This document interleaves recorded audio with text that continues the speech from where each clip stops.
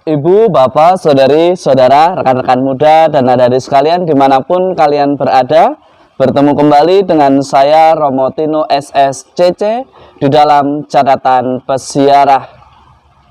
Tabita, bangkitlah. Kita orang beriman mesti bangkit. Bangkit dari kematian karena ketakutan akan pandemi COVID-19.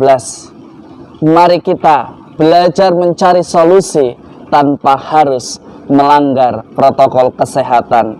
Mari kita wujudkan iman kita tanpa harus menciptakan kebencian kepada sesama kita.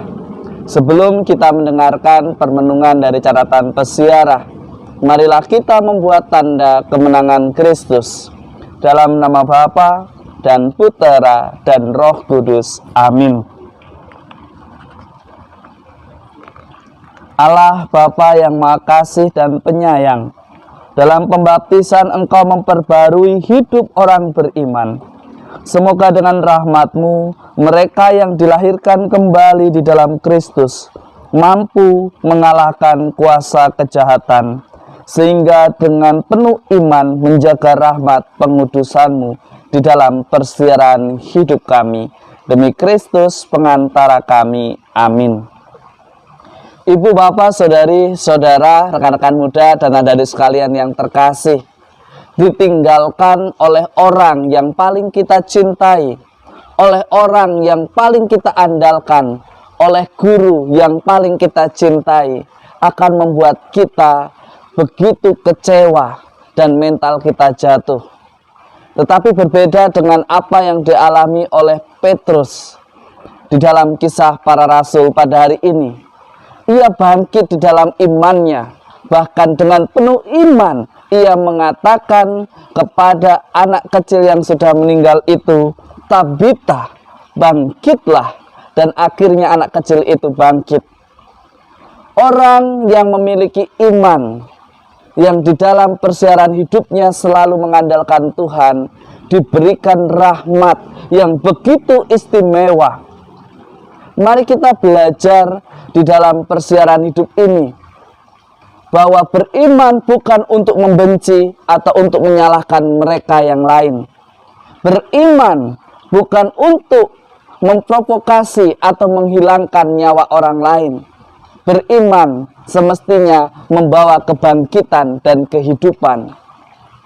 Kita dapat aplikasikan di dalam hidup kita secara sederhana dengan memakai masker, rajin mencuci tangan, menjaga jarak. Itulah perwujudan iman yang menyelamatkan, bukan perwujudan iman yang menyalah-nyalahkan orang lain dengan membawa kebenaran yang kita pahami dan bukan yang Tuhan pahami.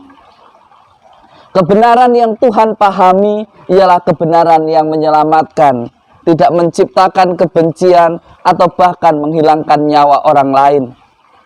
Beriman justru membawa kehidupan. Beriman yang benar justru membawa rahmat, sukacita.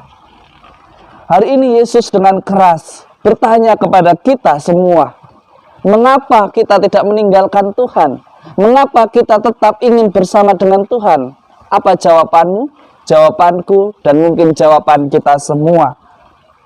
Petrus berdiri dengan teguh dan ia berkomitmen dengan apa yang ia percayai dan imani. Bahkan ia menjawab, Tuhan, kepada siapakah kami akan pergi? Karena Petrus yakin dan percaya bahwa Yesus adalah andalan hidup mereka. Yesus adalah sang guru yang memberikan kehidupan. Jika kita mengaku murid Kristus dan menjadikan Yesus sebagai andalan hidupnya, hidupmu dan hidupku, hidup kita semua, maka kita sebagai orang beriman harus sudah siap menjadi roti yang dipecah, mewartakan sukacita keselamatan yang kita dapatkan saat Ekaristi. Di dalam Ekaristi, dalam persembahan roti dan anggur, lalu dipecahkan dan dibagikan. Harapannya dengan kita menerima kasih Tuhan, kita pun berbuah dan menghadirkan kasih itu di dalam persiaran hidup kita. Mari kita jadikan hidup kita sebagai sebuah berkat dengan kesaksian hidup berbahagia di dalam nama Tuhan. Semoga berkat Tuhan senantiasa melindungi dan memberkati kita semua. Dalam nama Bapa dan Putera dan Roh Kudus. Amin. Ibu, bapak, saudari, saudara, rekan-rekan muda, dan adik-adik sekalian yang terkasih, jangan meminta kebenaran kepada Tuhan kalau kalian, saya, kita semua tidak siap menerima kenyataannya. Jangan kita meminta setelah diberikan sebuah kebenaran, lalu kita menyalahkan Tuhan. Orang beriman justru akan menjunjung tinggi kebenaran dan bukan mencari kambing hitam. Selamat berakhir pekan, Tuhan memberkati. Amin.